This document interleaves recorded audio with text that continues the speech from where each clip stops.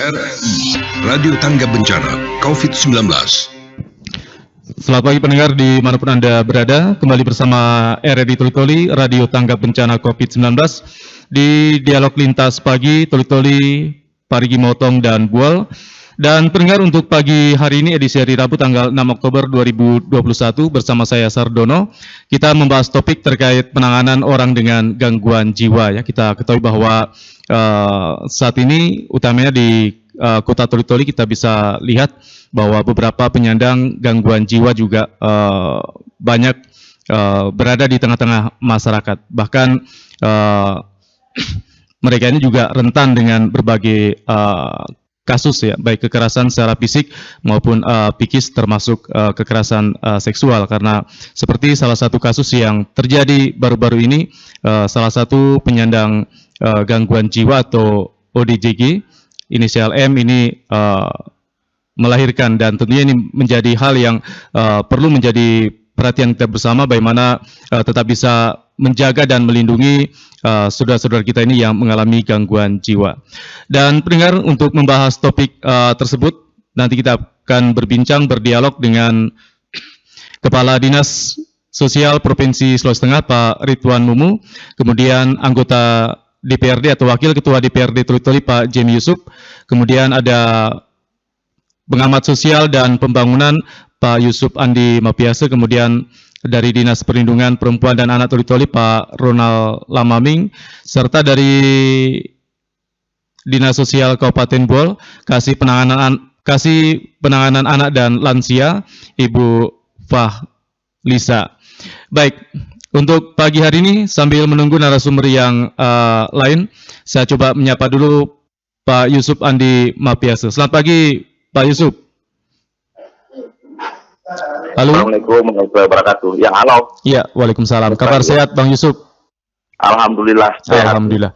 Baik, Bang Yusuf selaku pengamat sosial dan pembangunan di Toli-Toli. Pagi hari ini kita membahas terkait bagaimana penanganan orang dengan gangguan jiwa. Nah, menurut Bang Yusuf sendiri, apakah untuk masyarakat yang mengalami gangguan jiwa di Kabupaten Toli-Toli selama ini sudah mendapat penanganan secara maksimal, Bang Yusuf? Iya. Kalau untuk di Toli-Toli sendiri tidak ada penanganan sepertinya. Karena kenapa? Para OTG ini masih banyak yang berkeliaran, baik yang laki-laki maupun yang perempuan. Ya, salah satu contoh kemarin si M ini, berinisial M, menurut saya, karena kita tidak enak sebutkan nama beliau karena kejadian tiba-tiba beliau hamil dan melahirkan. Dan ini bukan kejadian yang kemarin saja terjadi, tapi sudah 4 kali. Beliau ini sudah 4 kali mengalami melahirkan. Nah, inilah yang jadi pertanyaan kita semua, bagi masyarakat juga, siapa yang melakukannya. Memang sih dalam hal ini karena si M ini dibiarkan saja hidup berkeliaran di jalan, menumpang terus mandi di sungai dekat Bank Mandiri itu. Nah, itu dilakukan sementara tidak ada penanganan khusus oleh dari dinas terkait. Paling tidak dinas sosial memberikan tempat yang layak, terus memelihara mereka, menjaga mereka. Nah, ini harus menjadi perhatian khusus ini. Ya, ini kan M juga memang sudah kita ketahui sudah lama memang bahkan tinggal di pinggir jalan dengan gubuk seadanya.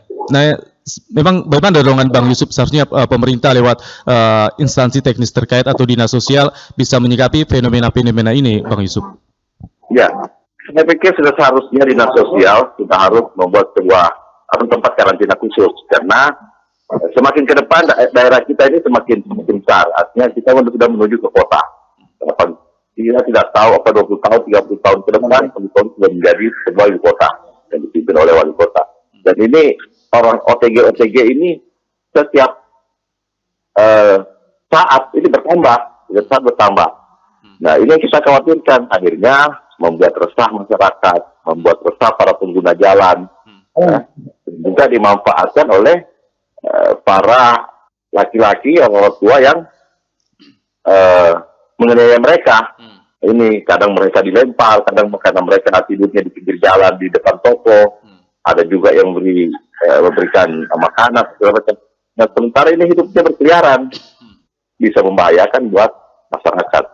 Ya, tapi kan sepengetahuan saya bahwa dinas sosial sebenarnya juga telah berperan untuk menangani orang dengan gangguan jiwa. Tapi mereka mungkin juga terkendala anggaran kalau biasanya dari Toli-Toli dibawa ke Mamboro. Nah, Bang Yusuf sendiri selaku pengamat sosial dan pembangunan, seharusnya juga bagaimana peran dari DPRD melihat hal ini? Karena terkait anggaran kan DPRD juga memiliki peran yang penting, Bang Yusuf. Betul, betul sekali. Sebenarnya ini harus disikapi oleh eksekutif dan legislatif. Ya, terkait ini sudah harus menyiapkan anggaran. Apa memang harus dibawa ke mana, ke Palu? Iya. Atau memang harus ada di rumah sakit khusus, ada di Toli-Toli untuk menangani 2 kabupaten, Toli-Toli dan Buol, gitu. Atau memang harus penanganannya khusus di Palu seperti itu. Nah, tapi ini masalah penganggaran, mungkin teman-teman di DPR juga sudah harus paling tidak sudah menyiapkan penganggaran tersebut. Tapi tentunya juga dari usulan yang ada di dinas sosial bahwa membutuhkan anggaran seperti ini. Karena juga karena anunya ini kan di dinas sosial, di dinas, di eksekutif. Saya yakin jika ada hal itu, ada penganggaran khusus terkait itu, teman-teman DPR juga sudah harus saling kerjasama dengan pihak eksekutif dan legislatif. Ini yang kita berharap agar eksekutif legislatif ini selalu akur, tidak gontok-gontokan, tidak apa, itu yang harapan kita. Ya. Artinya Bang Yusuf mungkin yang terakhir sebelum saya ke narasumber yang lain bahwa kita ketahui bahwa untuk Kota Toli-Toli sendiri selain inisial M, kita juga tahu bahwa ada beberapa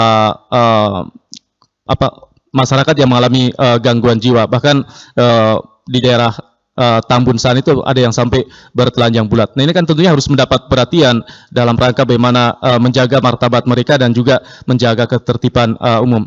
Yang terakhir apa yang bisa menjadi penekanan Bang Yusuf bagi pemerintah daerah? Ada satu kejadian, kalau tidak salah kita buka memori kita pernah ada kejadian yang katanya OTG sedang membawa parang dan akhirnya menganiaya orang. Itu beberapa bulan lalu kejadian itu. Nah, ini jadi harus perhatian juga, bahwa jangan sampai mereka membahayakan buat para pengguna jalan. Baik, terima kasih Bang Yusuf untuk waktunya. Semoga apa yang menjadi aspirasi dari Bang Yusuf bisa kami sampaikan, karena pagi hari ini juga Wakil Ketua DPRD Toli-Toli akan juga bergabung bersama kami di dialog lintas pagi ini.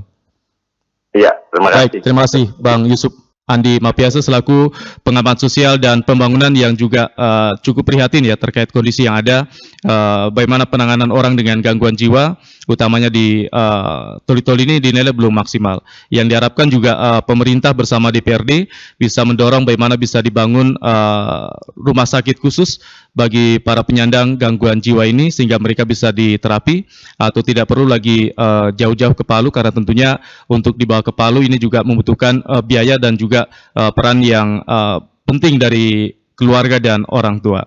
Baik, Anda masih bersama kami di Dialog Lintas Pagi dan kami masih akan menantikan hubungan dengan narasumber yang lain, termasuk Kepala Dinas Sosial Provinsi Sulawesi Tengah. Kita ingin mengetahui bagaimana komitmen dari Dinas Sosial Provinsi Sulawesi Tengah menyikapi fenomena yang ada. Baik, selamat pagi Pak Ridwan Mumu. Pagi. Ya, apa kabar Pak? Sehat Pak ya? Baik, alhamdulillah. Sehat. Ya, Pak Ridwan Mumu, pagi hari ini kita membahas terkait penanganan orang dengan gangguan jiwa. Sebenarnya bagaimana Dinas Sosial Provinsi melihat hal ini Pak Ridwan? Oke. Assalamualaikum warahmatullahi wabarakatuh. Selamat pagi dan salam sejahtera untuk kita sekalian. Salam sehat untuk kita semua. Salam kebajikan. Salam Pancasila untuk kita semua. Pertama-tama saya ingin mengatakan kepada seluruh masyarakat Sulawesi Tengah, khususnya masyarakat Toli-Toli dan Buol, bahwa visi misi Bapak Gubernur adalah visinya bergerak cepat untuk menuju Sulawesi Tengah yang lebih sejahtera dan lebih maju. Oleh karena itu, kami yang di dinas sosial harus segera bergerak cepat. Alhamdulillah, RRI Toli-Toli sudah bergerak cepat untuk menangani OGDJ ini yang ada di Kabupaten Toli-Toli, yang saya dengar ada kasusnya yang telah Toli-Toli. Perlu saya sampaikan bahwa Undang-Undang Nomor 23 Tahun 2014 tentang pembagian kewenangan pemerintah pusat, pemerintah provinsi dan kabupaten kota. Di situ sudah jelas pembagian kewenangannya. Dan kewenangan yang ada di provinsi adalah bagaimana OGDJ itu setelah di dalam panti, kami yang akan mengurusnya. Tetapi kalau dia masih berada di jalan, masih berkeliaran kemana-mana, itu adalah kewenangan Dinas Sosial Kabupaten Kota. dalam penanganan OGDJ ini itu ada keterlibatan 4 menteri, ada keterlibatan 4 kementerian. Pertama adalah Kementerian Dalam Negeri, dalam ini Dukcapil. Ada Kementerian Kesehatan, ada Kementerian Sosial, dan ada kepolisian di dalamnya dalam menangani OGDJ itu. Jadi OGDJ ini apabila dia kasus yang ada di Toli-Toli itu masih dalam keadaan sakit atau perlu perawatan, itu adalah kewenangan kesehatan. Iya. Baik. Setelah dia sehat dan ternyata dia perlu pelayanan dari dinas sosial tapi belum punya KTP, maka itu kewenangan Dukcapil. Iya. Dan apabila dia masih ngamuk di jalan, belum bisa dibawa ke rumah sakit, itu masih kewenangan kepolisian. Iya. Dan apabila dia sudah sehat dan sudah punya KTP, maka dinas sosial akan turun sebagai santer kelas untuk memberikan bantuan kepada OGDJ. Pertama, kami akan coba memasukkan beliau dalam BPJS apabila dia terlantar, tidak punya keluarga sama sekali. Kita akan coba membantu untuk masuk dalam BPJS, baik itu mau ditanggung oleh kabupaten atau mau ditanggung oleh provinsi, atau bahkan kami akan usulkan untuk menjadi tanggungan negara. Baik. Setelah BPJS-nya itu dapat, dan apabila beliau tidak terlantar, tetapi masih ada keluarganya, maka pendamping disabilitas yang ada di kabupaten akan menghubungi keluarganya, akan mengurus kepada keluarganya untuk mendapatkan seluruh pelayanan, baik KTP, BPJS, maupun sosial. Apabila sudah dalam panti, dinas sosial akan bisa memberikan, pertama, akan bisa memberikan usaha apabila beliau mungkin seperti usaha ekonomi produktif, atau tidak, kita akan membantu pelayanan dasar untuk kebutuhan dasarnya apabila beliau dalam panti. Mungkin itu dulu kewenangan yang ada di masing-masing 4 kementerian.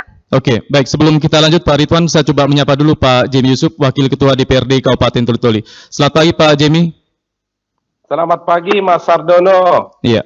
Salam sejahtera untuk seluruh masyarakat Kabupaten Toli-Toli, Parigi dan Buol yang sebagai pemirsa Radio Republik Indonesia dan para narasumber. Kakanda kami Bapak Ridwan Mumu sebagai Kadis Sosial Provinsi Sulawesi Tengah. Terima kasih. Baik. Terima kasih Bapak Guru.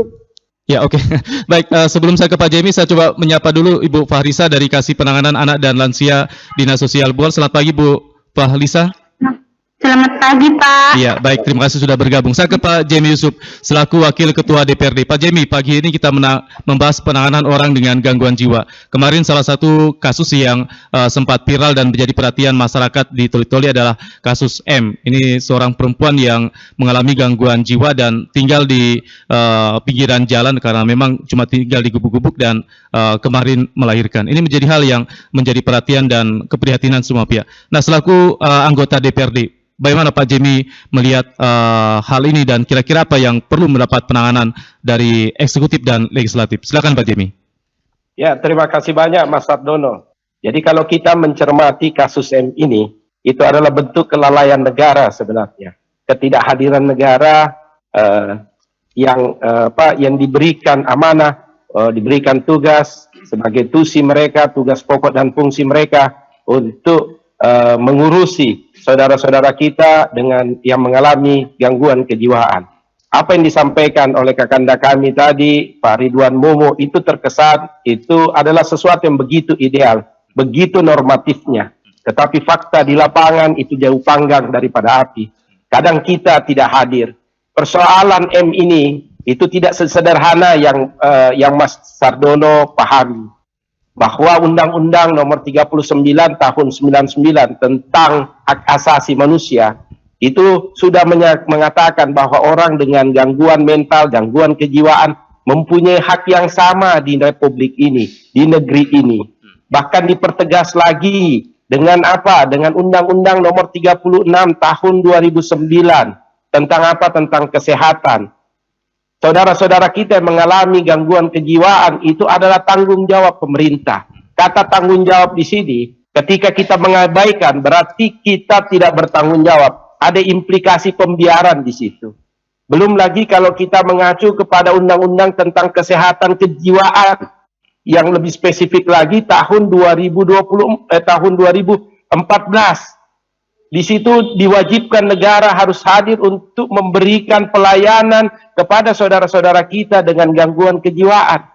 Belum sampai lagi di situ ada undang-undang dasar 45 pasal 28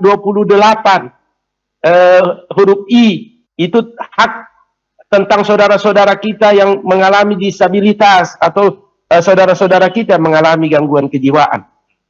Seperangkat peraturan dan undang-undang ini ternyata hari ini itu tidak mampu kita terjemahkan dengan baik. Kita tidak mampu memberikan sistem pelayanan kepada saudara-saudara kita dengan gangguan kejiwaan ini.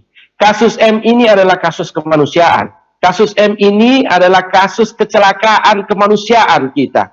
Karena apa? Karena saudara kita dengan gangguan kejiwaan itu melahirkan tanpa identitas, tanpa suami, karena kelalaian kita tidak memberikan perlindungan kepada mereka. Nah, persoalan inilah yang harusnya kita angkat ke permukaan.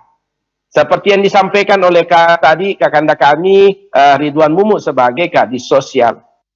Toli-toli kalau saya buka datanya, dari tahun 2019 sajalah, tidak usah saya ambil ke atas.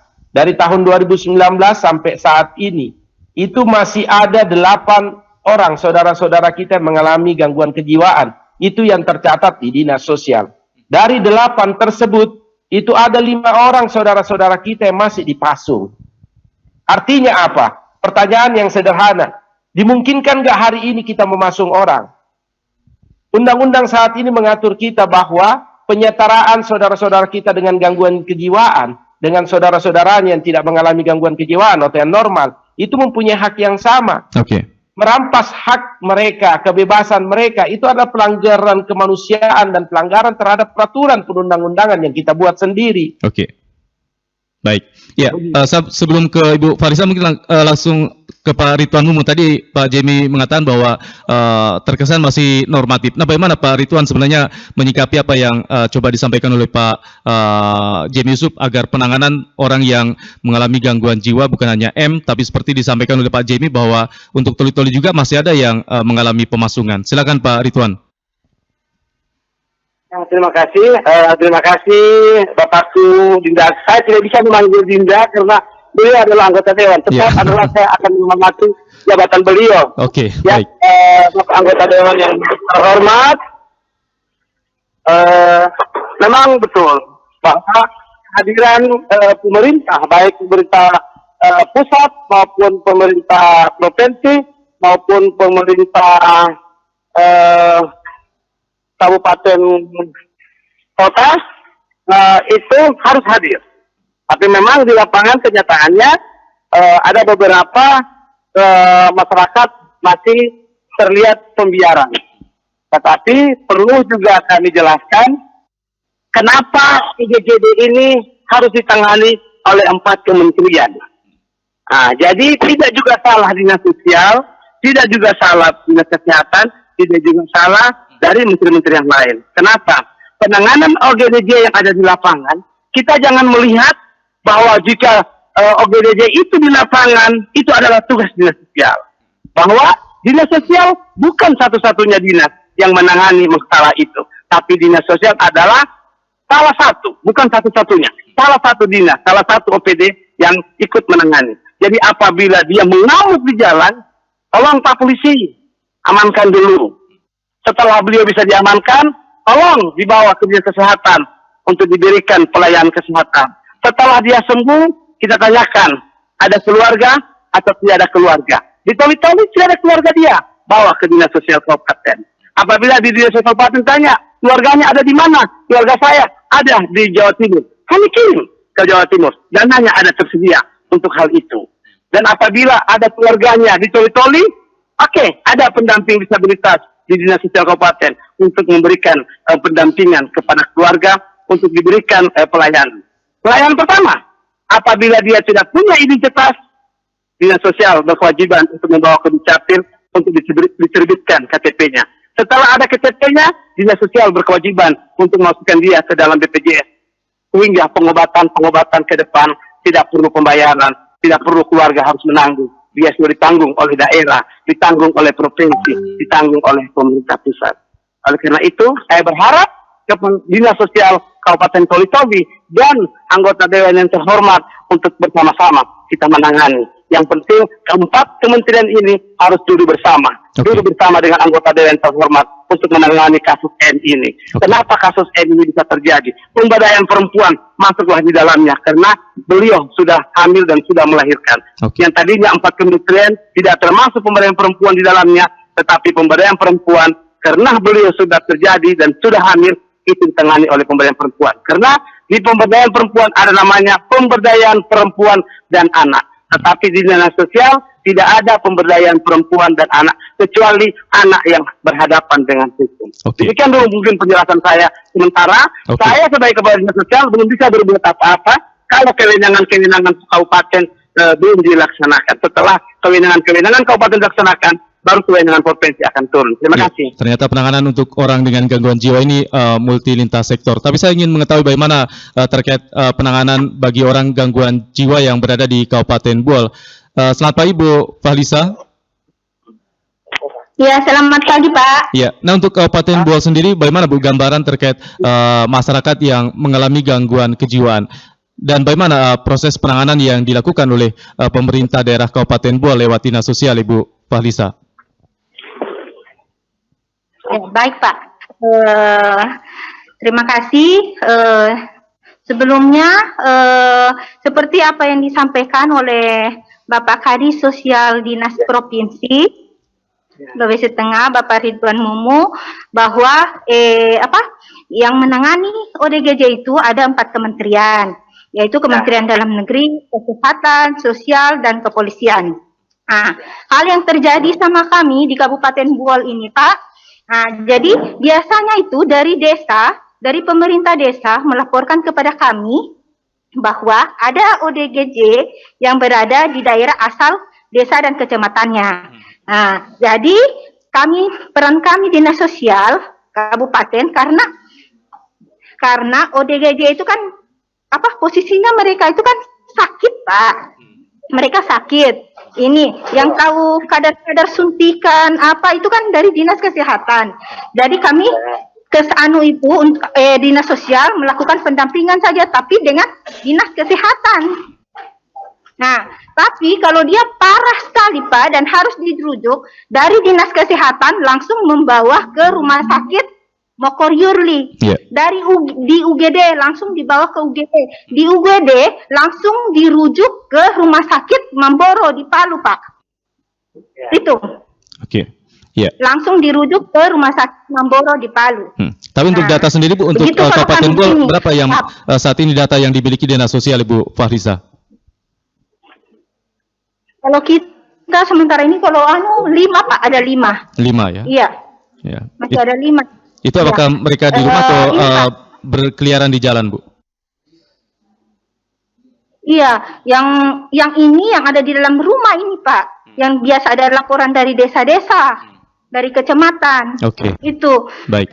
Jadi kalau dinas sosial Pak Kabupaten Buol itu setelah dinyatakan sembuh sudah ada surat dari keterangan dokter bahwa pasien ini sembuh. Kami dari dinas sosial itu punya salah satu program yaitu UEP, usaha ekonomi produktif bagi ODGJ. Tapi apabila dia ada surat dari dinas kesehatan bahwa betul-betul dia sembuh. Baik Ibu Fahlisa, sebelum kita lanjut kita juga mengundang pendengar kita di Toli-Toli, Buol dan Parimo untuk juga bergabung bagaimana memberikan masukan dan tanggapan terkait bagaimana penanganan orang dengan gangguan jiwa di 0852 4248 6001. Ada Pak Yusuf. Selamat pagi Pak Yusuf.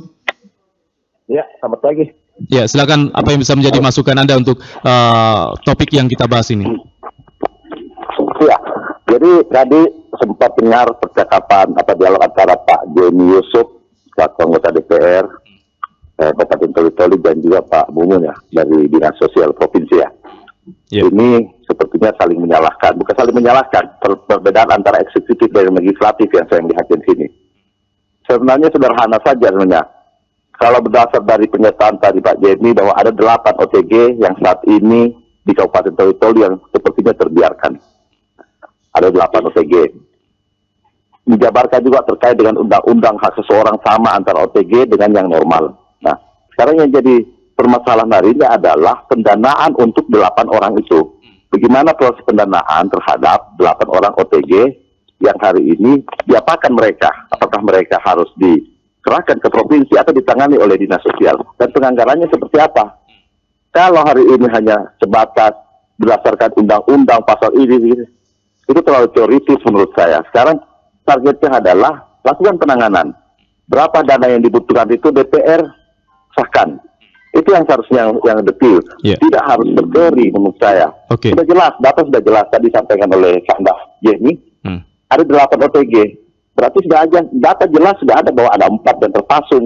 Nah sekarang bagaimana penanganannya mereka secara teknis? Oke. Nah itu tidak lagi berdasarkan buku, berdasarkan undang, berdasarkan tapi sudah jelas kalau yang harus kita lakukan. Baik. Mungkin seperti itu. Baik, terima kasih Bang Yusuf. Apa yang sudah dilakukan oleh eksekutif dan apa yang dilakukan oleh legislatif terkait penganggaran yang terhadap 8 orang OTG yang hari ini termasuk si inisial M tersebut. Terima kasih. Baik, terima kasih untuk Pak Yusuf yang sudah bergabung di dialog pagi hari ini.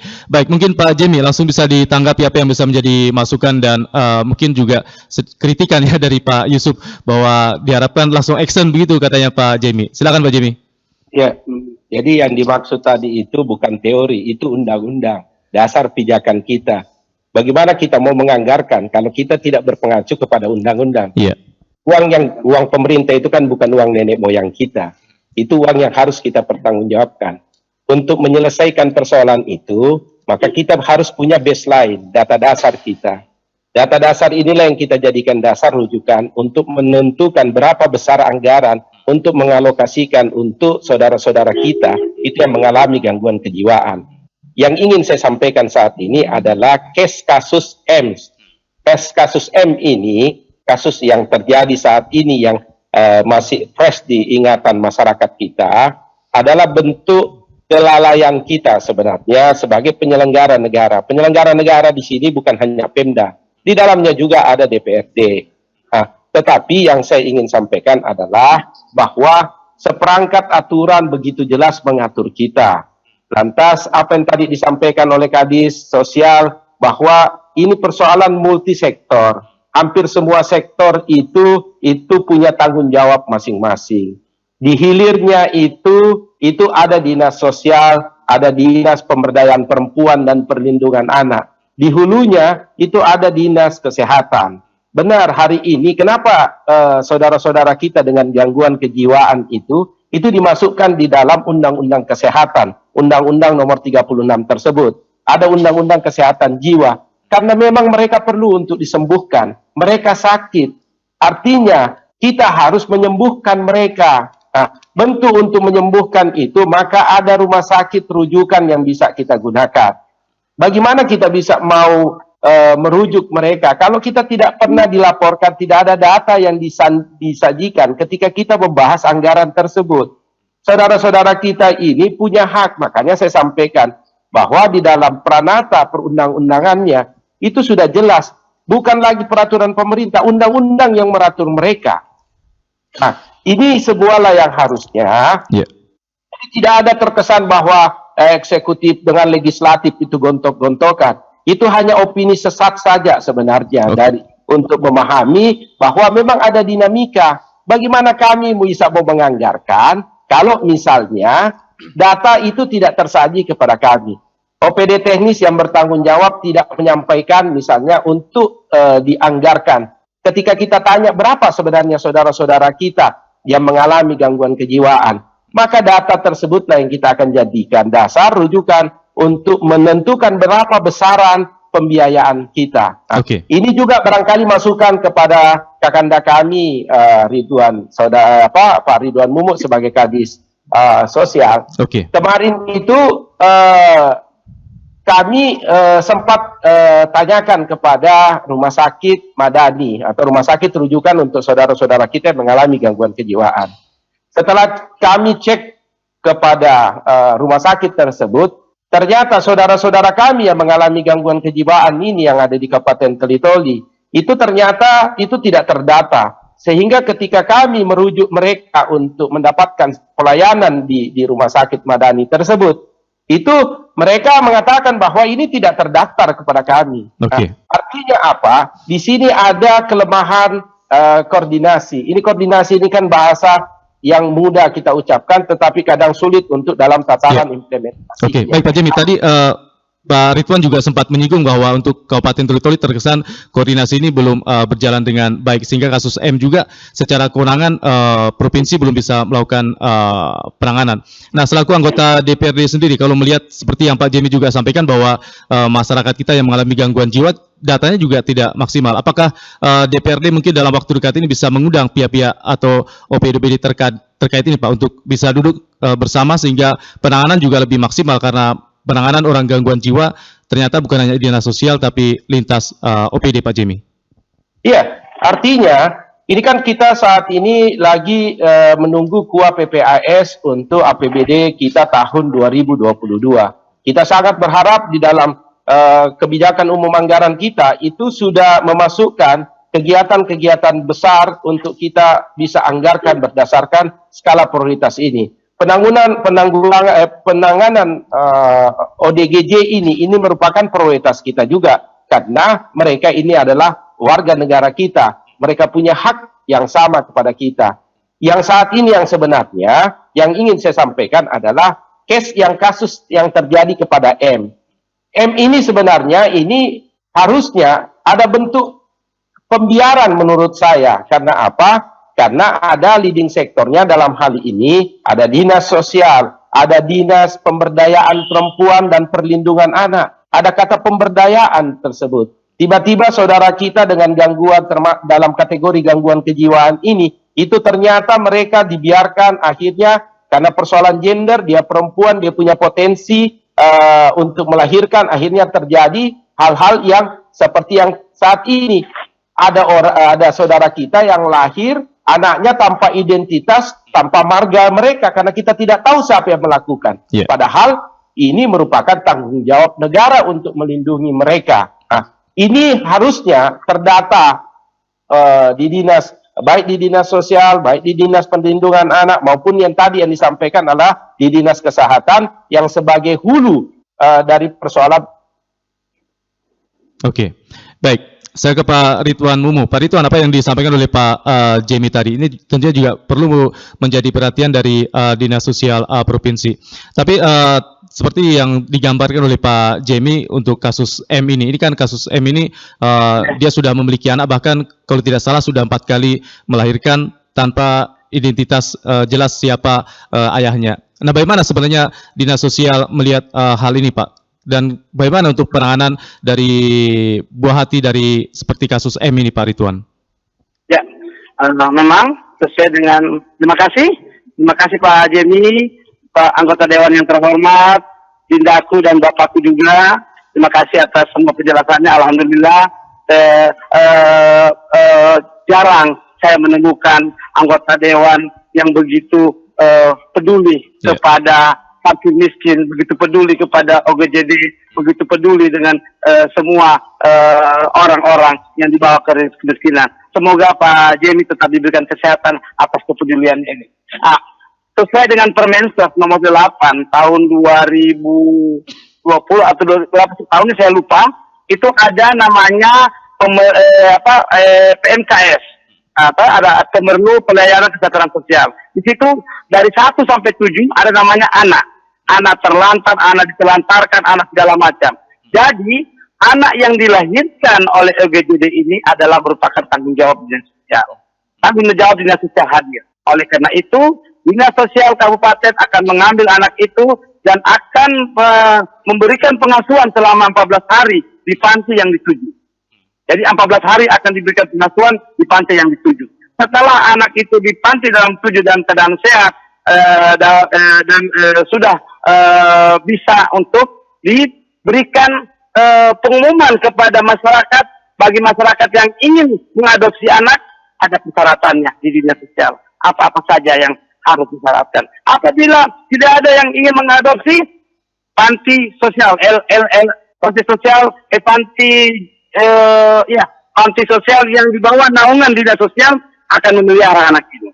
Tetapi ibunya adalah tanggung jawab BP3A.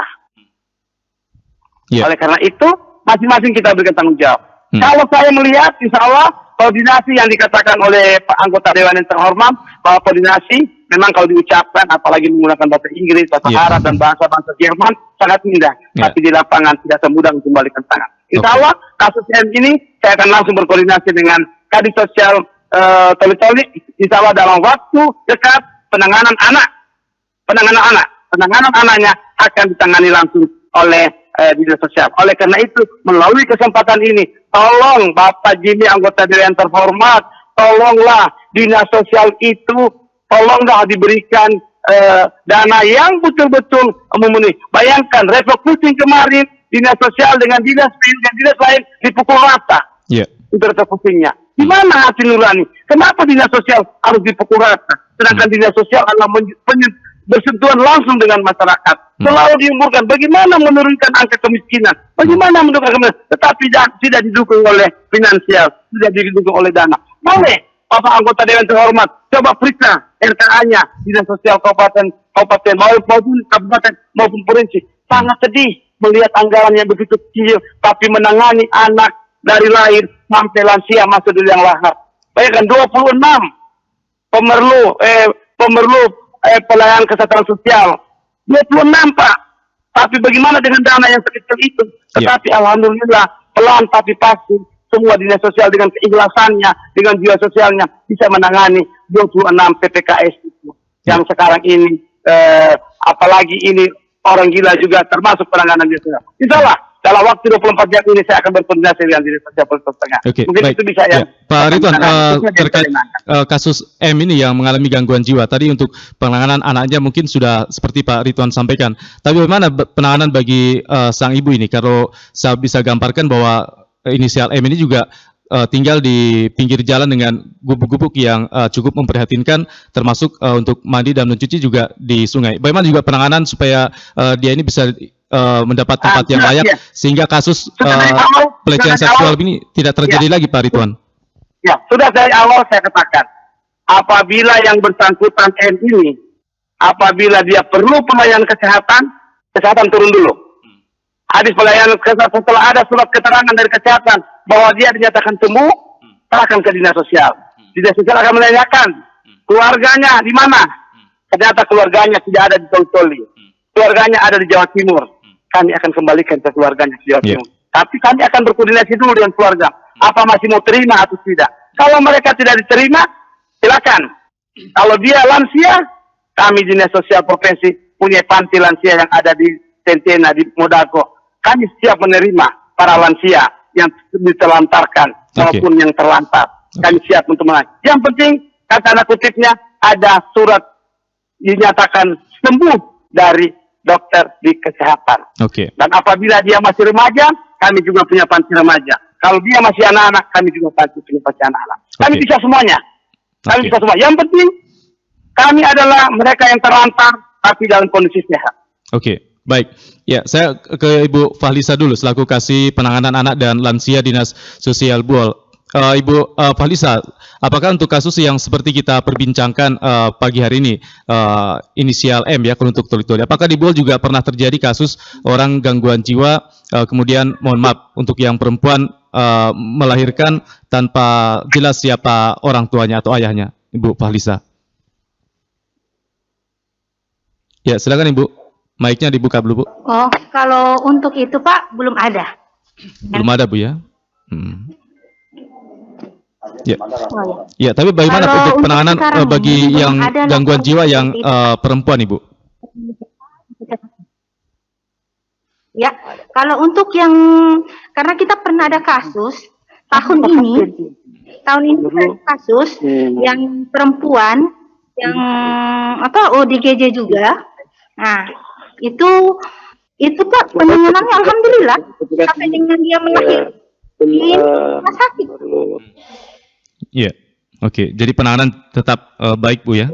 Oke, baik. Saya ke Pak Jemi selaku Wakil Ketua. Tadi Pak Ridwan juga menyinggung terkait bagaimana peran dari DPRD terkait penganggaran, karena berbicara penanganan untuk maksimal pasti tergantung penganggaran. Bagaimana Pak Jemi menyikapi apa yang disampaikan oleh Pak Ridwan, dan mungkin di tahun 2022 ini bisa lebih dimaksimalkan Pak Jemi? Ya, terima kasih banyak Mas Sabdono. Jadi kemarin itu saya selalu berpikir itu bahwa penyelesaian persoalan itu kita harus mulai itu dari data yang kita sampaikan itu adalah data yang benar.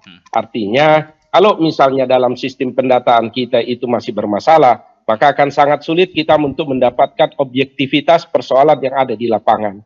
Makanya kemarin kami atas nama Dewan itu melalui pokok-pokok pikiran Dewan itu kami mengalokasikan anggaran untuk mensupport dinas kesehatan, dinas sosial untuk melakukan pendataan ini semuanya, sehingga problematika sosial yang sampai disampaikan tadi itu ada 27 persoalan penyandang sosial itu bisa kita atasi dengan baik.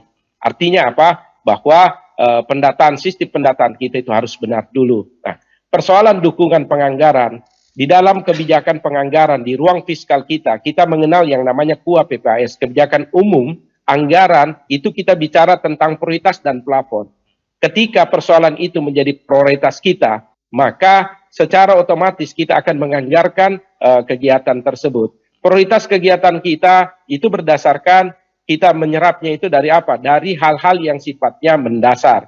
Ada namanya urusan wajib dan dasar. Urusan wajib dan dasar itu apa? Itu adalah pendidikan dan kesehatan. Saudara-saudara kita dengan gangguan kejiwaan tadi, itu masuk di dalam kategori itu adalah hal yang wajib dan dasar. Tidak mungkin kita tinggalkan. Tinggal bagaimana caranya untuk kegiatan-kegiatan lain bisa saja kita pending. Saya juga kaget tadi apa yang disampaikan oleh kakanda kami Pak Ridwan Mumu. Ini juga sebuah kecelakaan kalau misalnya alokasi anggaran untuk dinas sosial untuk menangani 27 penyandang sosial tersebut itu juga harus direfocusing. Ini juga menurut saya sesuatu yang sesat dalam pengambilan kebijakan dan apa yang terjadi. Kalau itu memang kami juga dari Dewan itu insya Allah itu akan bertanggung jawab untuk mengawal itu. Kalau misalnya dari segi refocusing pun juga itu untuk saudara-saudara kita atau OPD kita yang ada di dinas sosial itu mengalami juga itu refocusing. Itu menurut saya itu tidak rasional. Karena apa? Karena di masa kondisi kedaruratan saat ini, di masa kondisi pandemi saat ini, kita membutuhkan kerja-kerja ekstra dari OPD teknis dalam hal ini dinas sosial, dinas kesehatan, dinas pendidikan. Makanya alokasi anggaran kita harusnya itu untuk dinas-dinas tersebut itu menurut kami itu tidak perlu direfocusing. Kalau itu direfocusing itu menunjukkan bahwa secara kebijakan saja itu kita tidak sungguh-sungguh untuk mengatasinya itu. Jadi sederhana aja untuk bisa menilainya. Kalau ada hal-hal yang wajib lantas kita refocusing itu menunjukkan bahwa kita itu mengalami kalau bahasa sekarang itu ya kita sesat di jalan yang terang aja kalau bahasa saya seperti itu. Baik, ya sebelum saya ke Pak Ridwan, Pak Ridwan tadi seperti yang disampaikan oleh Ibu Fahlisa kasih penanganan anak dan lansia dinas sosial Kabupaten Bol. Kalau di Bol berdasarkan keterangan dari Ibu Fahlisa semuanya berjalan seperti lancar. Nah sebenarnya bagaimana untuk bukan juga perbandingan, tapi mungkin ada seperti gambaran yang bisa Pak Ridwan sampaikan terkait bagaimana penanganan utamanya orang dengan gangguan jiwa yang dilaksanakan di Bol dengan di Toli-Toli, Pak Ridwan. Dan kembali bahwa Permensos nomor 8 tahun 2012 itu ada 26 jenis PMKS, penyandang masalah kesehatan sosial. Tapi hal ini sekarang akan diperbarui dengan istilah mereka bukan lagi penyandang masalah. Mereka sebenarnya bukan masalah bagi negara, tapi merupakan tanggung jawab negara terhadap mereka. Namanya akan berubah menjadi PPKS, penyandang pemerlu pelayanan kesehatan sosial. Pak Jimmy, anggota Dewan terhormat, saya mengangkat jempol ucapan terima kasih apabila semua anggota dewan berpikir seperti Pak Jenny bahwa dinas sosial tidak boleh direfocusing karena mereka menyentuh langsung kepada masyarakat yang terbawa pada masalah. Terima kasih Pak Jimmy. Mudah-mudahan suara Pak Jimmy didengar oleh semua anggota dewan. Alhamdulillah. Jadi perlu saya jelaskan bahwa di Permensos nomor 8 tahun 2018 1 sampai 7 mengenai anak. Mulai anak balita terlantar, anak berhadapan dengan hukum, anak jalanan, ada dengan kedisabilitas, anak yang menjadi korban kekerasan. Dan yang ketujuh ini adalah anak yang memerlukan perlindungan khusus. Itulah yang terjadi di Buol, yang M ini. Jadi anaknya itu masuk di dalam poin ketujuh di PMKS, 26 PMKS, salah satunya poin 7 mengatakan anak yang memerlukan perlindungan khusus. Mau tidak mau, suka atau tidak suka, dinas sosial harus menangani sesuai dengan Permensos nomor 8 tahun 2012. Ya, walaupun anggaran kita sangat minim, tapi tetap harus melaksanakan perlindungan khusus dengan cara mengambil anak itu dan dititipkan kepada panti. Yeah. Panti yang di bawah naungan dinas sosial yang sudah mendapat rekomendasi dari Kementerian Sosial dan sudah mendapat rekomendasi dari provinsi. Okay. Panti itu yang akan menangani. Selama 14 hari harus menjadi tanggung jawab dinas sosial. Oke, baik. Nah, terus untuk yang menangani masalah mamanya, ibunya, karena dia juga adalah manusia yang masuk juga dalam PMKS sesuai dengan Permensos nomor 8 tahun 2012, maka penanganannya harus ditangani oleh keempat kementerian ini. Okay. Dan ingat, pemberdayaan perempuan dan anak bertanggung jawab terhadap perempuannya. Okay. Dalam hal ini ibunya. Oke, baik. Saya ke Ibu Palisa. Itu yang bisa saya garis bawahi. Terima kasih Pak Jenny yang sudah membela dan sudah berada di pihak dinas sosial maupun provinsi maupun kabupaten kota. Mudah-mudahan dinas sosial kabupaten Toli dan Buol dengan di bawah kepimpinan, di bawah pemilih yang telah memilih Pak Jenny sebagai anggota dewan, ke depannya bisa jauh lebih baik daripada sekarang. Baik Pak Ridwan, sebelum berakhir dengan Pak Ridwan, mungkin satu penegasan bahwa lewat perbincangan kita di pagi hari ini akan ada segera langkah action di lapangan, bukan hanya untuk M, tapi seperti Pak Jimmy katakan untuk Toli ternyata masih ada sekitar 4 yang dipasung. Apa yang bisa menjadi penekanan dari Pak Ridwan bagi masyarakat utamanya di Toli terkait topik yang kita bahas, penanganan orang dengan gangguan jiwa ini, Pak Ridwan? Ya, pada saat saya dilantik tanggal 2 Februari tahun 2018, yang pertama kali saya ingin menanamkan dalam hati saya bahwa saya akan berusaha Sulawesi Tengah bebas pasung. Dan itu sudah pernah disuarakan di DPR. Kalau tidak salah sudah keluar aturannya bahwa tahun 2022 Sulawesi Tengah bebas dari pasung. Mudah-mudahan ini bisa terrealisasi.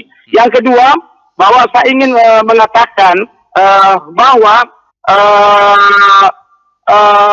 dinas sosial Toli dan dinas sosial kabupaten, ayo segera mendata sesuai dengan arahan Pak Jemi. Bagaimana kita mau berangkat haji kalau belum mendaftar? Begitu juga, jangan selalu Bapak kenapa belum haji? Saya belum ada panggilan. Bagaimana mau dipanggil kalau belum mendaftar? Begitu juga ini. Selalu kami menuntut bagaimana DPR untuk memberikan anggaran. DPR juga ingin membicarakan anggaran, mana data. Jadi harus sama-sama duduk bersama. Data harus dilengkapi. Apabila data sudah lengkapi, kirim ke kami. Supaya kami juga kirim ke rumah sakit jiwa. Dan ingat, di rumah sakit jiwa, pelayanan di rumah sakit jiwa hanya bisa dilakukan 14 hari. Setelah 14 hari, rumah sakit jiwa akan mengembalikan ke daerah asal. Oke, baik. Itu kewenangan, dan itu menurut Permensos dan menurut aturan dan undang-undang yang ada semua. Jadi saya minta kepada semua teman-teman saya, ada baik di sosial di Buol maupun di sosial di Toli, ayo, kita boleh bekerja, kita boleh membela siapa saja, kita boleh melakukan apa saja, tapi ingat, kita ada payung hukum. Tidak boleh melanggar payung hukum, tidak boleh melanggar kewenangan. Kenapa? Siapa saja tidak ingin kewenangannya dilanggar, baik dinas sosial, dinas kesehatan, kepolisian, dukcapil maupun pemberdayaan perempuan. Ayo kita sama-sama melakukan hal yang sama, melakukan bantuan yang sama kepada parkir mesin, kepada mereka yang memerlukan bantuan, sesuai dengan kewenangan masing-masing. Oke. Terima kasih. Baik. Mungkin itu yang bisa saya sampaikan. Baik, terima kasih Pak Ridwan. Mungkin ke Pak Jemi, penutup di dialog kita dengan apa yang kita perbincangkan, termasuk kendala-kendala yang dihadapi. Seperti Pak Ridwan katakan, memang terkait pendataan dan kolaborasi. Nah, selaku Wakil Ketua DPRD Toli-Toli, dengan kondisi yang ada, apa yang bisa Pak Jemi lakukan dalam waktu dekat ini, sehingga untuk penanganan orang dengan gangguan jiwa di Kabupaten Toli-Toli akan lebih maksimal, baik dari segi regulasi maupun pendanaan. Silakan Pak Jemi. Ya, saya lebih menuki aja untuk menggarisbawahi kasus M ini. Kasus M ini adalah merupakan tanggung jawab sosial kita semua. Ada dua tadi yang disampaikan oleh Kadis Sosial, oleh Kakanda kami. Terima kasih banyak ke Kakanda kami Ridwan Mumu atas apresiasinya. Tetapi yang ingin saya tegas tadi, dari 26 PMKS itu 1 sampai 7 itu ada satu di poin 7 itu adalah bagaimana melakukan perlindungan terhadap anak ini. Saudari kita M ini sudah melahirkan. Dia punya anak, kalau tidak salah kelaminnya jenis kelamin laki-laki. Inilah yang harus kita pikirkan bersama-sama. Saya sangat berharap dalam hal ini dinas terkait, khususnya Dinas Pemberdayaan Perempuan dan Perlindungan Anak. Jadi melekat di situ kata pemberdayaan dan kata perlindungan. Itu adalah amanat dari undang-undang untuk memberikan perlindungan bagi seluruh masyarakat bangsa ini. Artinya apa? Mereka harus mengambil peran sebagai leader terdepan untuk bisa menyelesaikan kasus M ini. Kalau tidak, saya yakin bahwa ini merupakan bentuk pembiaran, dan pembiaran itu punya konsekuensi terhadap persoalan-persoalan hukum, karena kita bisa saja dipersalahkan atau di kacamata hukum karena kita melakukan pembiaran terhadap tugas pokok dan fungsi kita atau tusi kita. Demikian barangkali kami atas nama DPRD Kabupaten Toli dan seluruh masyarakat Kabupaten Toli mengapresiasi kepada Kakanda kami, Kadis Sosial Provinsi, Pak Ridwan Mumu dan RRI yang sudah mengangkat persoalan problematika kemasyarakatan ini, khususnya PMKS yang berkenaan dengan saudara kita orang dengan gangguan kejiwaan, dan termasuk narasumber-narasumber lainnya. Terima kasih. Baik. Salam taksim kami untuk kita semua. Baik, terima kasih Pak Jemi untuk waktunya sudah meluangkan berbincang, berdialog bersama RRI Toli. Untuk Pak Ridwan Mumu dan juga untuk Ibu Fahlisa, Kasih Penanganan Anak dan Lansia, Dinas Sosial Kabupaten Bol. Harapan kita bersama apa yang kita perbincangkan ini bisa segera ditindaklanjuti dalam rangka bagaimana penanganan orang dengan gangguan jiwa yang berada di Provinsi Sulawesi Tengah, utamanya di Kabupaten Toli dan juga Kabupaten Bol serta Parigi Motong. Akhirnya saya Sardono mewakili kerabat kerja yang bertugas mengucapkan terima kasih. Kita berpisah dan jumpa lagi dengan topik yang berbeda.